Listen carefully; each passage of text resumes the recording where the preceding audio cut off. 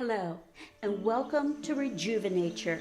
This podcast is dedicated to helping you find health in this toxic world. I am Dr. D.K. Geyer, and I will be the host for this show.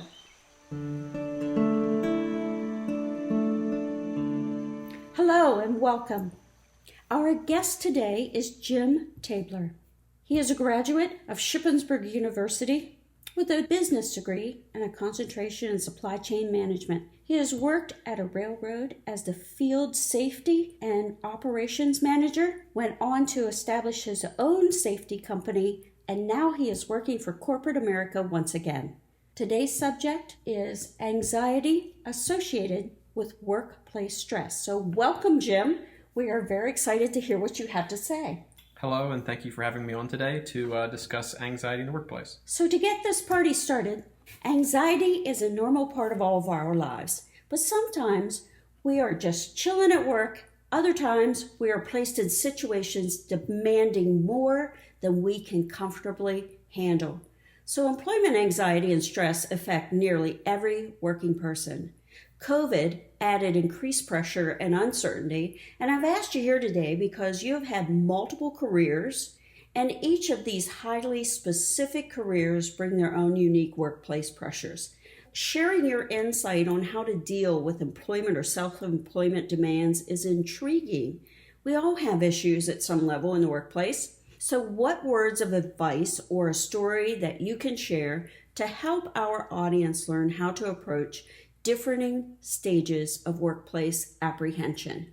You ask about a story, and I think I can come up with more than we have time to share today. So maybe what I can share is some commonalities between the stories that I've had. And, as we talk about anxiety, the best way to remedy that, in my mind right now, thinking is just to stop thinking so much. But that is quite an oversimplification. One of the ways that you can get yourself to stop thinking so much is to engage yourself with some sort of activity. Usually physically active is what I find myself to have better luck with. I'm very hands-on. I have a mechanical aptitude. So placing myself in a situation where I am more sedentary allows my mind to run wild while my hands remained idle. So a lot of the times when I've had spikes in anxieties, it's coincided with extended periods of sedentary activity and maybe just overall not being satisfied with where I'm at or the direction of my personal life or professional life. And when I think back to maybe one of the worst days I had at work, it was the Monday after a really nice weekend. I had a cousin that got married. It was a beautiful wedding. I saw myself at the wedding being envious of my cousin instead of being, excited and happy that he had found the woman of his dreams. A lot of times people reach different stages in their life at a different point. Just because someone is at a different stage at a different time doesn't mean that you're ahead or behind schedule. So that Monday following that wedding, I mentioned sedentariness. I was sitting in my work truck, watching some equipment run that I was responsible for if it broke down. And I had some underlying frustration, anxiety, maybe a little depression in there too. And I kept coming up with these situations that those machines would break down that I couldn't fix. And the reason that was happening is because my body was still, which allowed my mind to run around. So in that situation, had I been mindful enough, I could have gotten out and chose to engage my body in some sort of physical activity like organizing my truck or cleaning some tools, even just going to the convenience store to maybe get a drink or changing the scenery, because what I was doing was staring through the windshield looking at 3 machines running, and I was trying to predict the future, and I was also trying to steer it in a direction in my mind of where I couldn't fix a problem that was highly unlikely to happen. And all that came up because I was sedentary. And I think what has been a common theme with a lot of my higher times of anxiety is it coincides with excess time on my hands or just not being engaged in the environment around me, and that I'm not utilizing my energy to move my body. I'm using it to work my brain, and the most susceptible part of my brain at that moment is anxious and anxiety. And that gets all the energy and that gets out of my own control, and I start to go down a rabbit hole. Since you have had multiple diverse workplaces, do you think anxieties are higher for persons in a job that may not suit their personalities or their social norms, for example? To go back to the story about being at work after my cousin's wedding, that job was great for me as far as what the work was, but the environment was not a good fit. And when you say about a job and their personalities, the first thing I kind of think of is aptitude. And I'm a very mechanically minded person. So if you kind of boiled everything down with that position where I fixed equipment, it was a great fit aptitude wise. You know, I love to work with my hands. I love to fix problems. I like to fabricate things, which commonly I had to do that, or just think on the fly, use critical thinking, kind of like MacGyver things, just kind of not necessarily take a rubber band and paper clip and solve a problem, but use the tools on my truck and apply them in a situation to remedy whatever was going on. So the job itself was a good fit for my aptitude, but the environment in which I worked was not. The railroad industry is a very crude industry. It's very honest work. It's very hard work. The railroad goes everywhere. In the United States, it touches every state. Being in Texas and Arizona, where it's very arid and dry and hot, and then also being in climates that are cold, frigid, and I think back to days working along the Susquehanna River in Harrisburg and seeing for the first time a river that big frozen over. The reason why the environment and the gentleman I work with was so crude and blue collar is because that's the way they're made by the job. And I had only been with the company since 2010, and I think this instance after that wedding was a couple years later in 2012. So I was still adjusting myself to the social norms within the company of just kind of treating each other very poorly. And, you know, a lot of it had been joking around, but I would often take it as personal attacks, which I think a lot of people do when they're feeling anxious. Because a lot of times it's hard to read people on if they're being vicious or if they're just joking. And sometimes they can be joking, but slightly vicious. And that's really hard to gauge too. You just touched on the silver lining of hazing, which can be a mild form of bullying. I can think of a time when a gentleman said that my welding looked like bird shit, I believe. And I was very proud of my welding on that job. And I'd never seen this gentleman's welding, so I couldn't exactly throw anything back at his face. But it made me anxious and question my performance, which I did every day because I was and still am a young person that has lots to learn.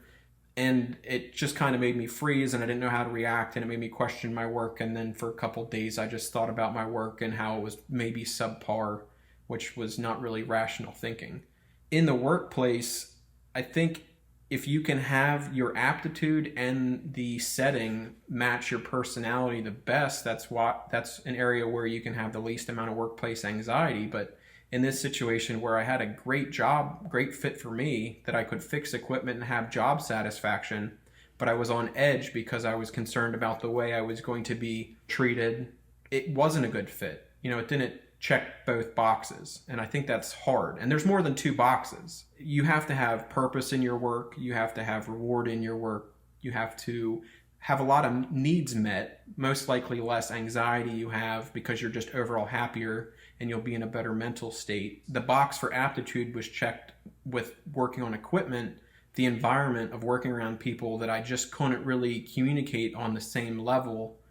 It made it very difficult for me. Yes, it is an ongoing theme in the workplace because even though the box is checked for aptitude, regardless of what the profession is, you can be an expert, but it's the personality conflicts and the work environment that create the stress and the added anxiety that people feel and have a difficult time addressing. Do you think your upbringing or your exposure to more adverse situations helped create some of your anxiety? So when you ask about my exposure to adverse situations as a child, I would say that it was a lack thereof. And that from the outside looking in, to many people, I may have had the ideal childhood. Objectively, it may have seemed like, I had everything that I needed at a young age. And really I did, clothing, shelter, love, and the lack of maybe certain adversity. I did have adversity of maybe not getting along with some friends or not making a sports team. But what I didn't deal with was serious adversity, the separation of some parents, moving from home to home, family not being able to pay the electric bill, really things that would throw you off, and then you really have to change and move forward in a way that you learn and you grow substantially personally. That lack of, I would say, severe adversity limited my personal growth as a child and maybe didn't give me the best programming to deal with adversity as an adult. I think at a young age I had better relationships with adults than I had with children my own age. Very early developmental relationship with adults, and I kind of formulated in my head, my own opinion of adults. Now, fast forward 15, 20 years, and many of those adults didn't learn how to deal with their problems, and they often lash out at other people.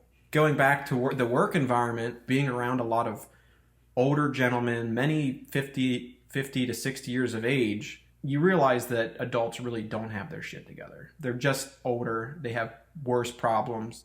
I kind of thought that I was going to be in that same environment where I was as a child at that party with my parents, where, I was the young child and I could speak to the adults and relate to them and get along with them. But I was very abruptly faced with the fact that these 50 to 60-year-old men that I was now working with were more like children than adults. Their life had matured, but their mechanisms of dealing with problems in a healthy manner hadn't.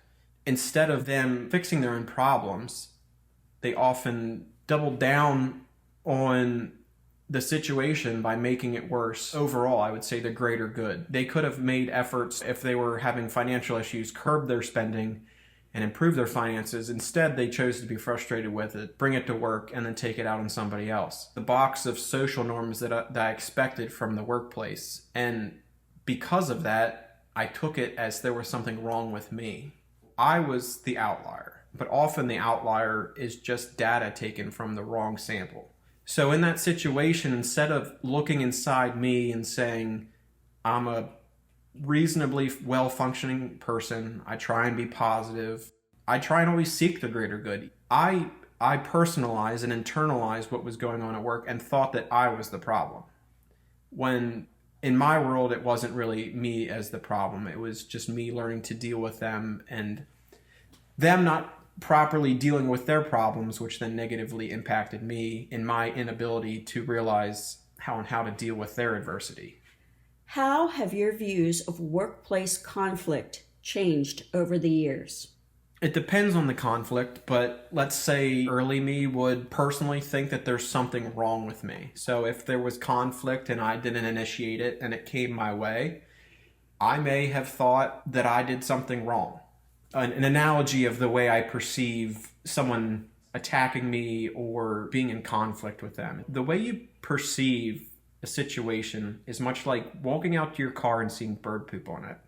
Your rationale is saying that the bird flew from the next county over, found your car and pooped on it, and then flew back home. When the reality of the situation is there was a bird flying over top your car and it had to shit, and your car was there, it got shit on, and the bird kept flying. The bird didn't target your car. The bird didn't intentionally shit on your car. The bird just shit, because that's what birds do. Tying that back into workplace conflict, I think a lot of us can think about a person in the workplace that is more often than not involved in some sort of conflict. And they're the common denominator. And if they're the common denominator, you're not the problem. So if I mess up, I apologize for it right away. I own it. I'm human. And I didn't maliciously screw up, but it happens. I mean, there's a bunch of people in the world doing many different things, and we all interact, and we're going to, unfortunately, come across each other's paths and often inconvenience each other. Whatever is going on, try and rationally have a discussion with the person, leading to figure out if you messed up. Maybe you did something that you're not aware of. And if it comes out that you didn't do anything and that person is just not having a good day, and you happen to be the car underneath them as a bird, you're going to get shit on. It's going to happen. And realize you can take your car to the car wash and wash that off. In dealing with conflict, don't necessarily internalize it or personalize it, because sometimes people just have to get things out of the system. You have offered many points of view, great analogies. Is there anything else that you would like to offer about how to diminish workplace stress and anxiety? Yeah, I'd say, the main thing you need to do is identify the primary contributing factor that's causing the anxiety, whether it's not a good match of what your work is, or whether it's dealing with a coworker, or maybe that just the workload is too much, or maybe you need to communicate with your supervisor and just see if there's a way that things can be changed or molded or make it a better fit for you. So if you can prevent that from entering, instead of trying to get it out after you've internalized it and made it personal, I think that's the best thing to do. Just trying to recognize what is really causing you to be anxious, addressing it, and moving on. And it may be getting a new job, or it may be getting a different job within that company. Thank you, Jim, for all your incredible insight. And we are so glad you joined us today. To our audience, I would just like to ask you to light up the comments, the likes and the shares, to show Jim some love and support for sharing his personal story and helping us to better understand anxiety and conflict in the workplace. So until the next time, thank you very much for listening, and I wish you the very best.